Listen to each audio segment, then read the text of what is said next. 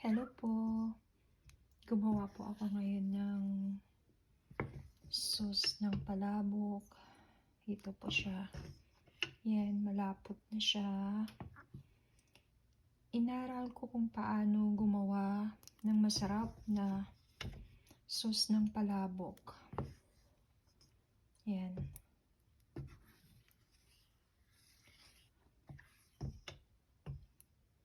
Lagyan ko ng tinapa.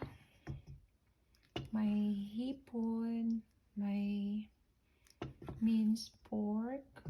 Yan, oh.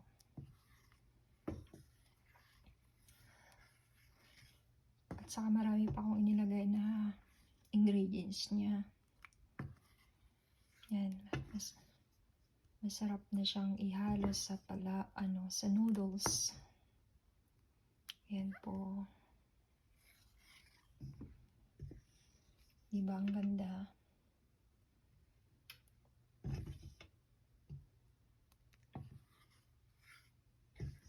Sus pa lang masarap na, oh.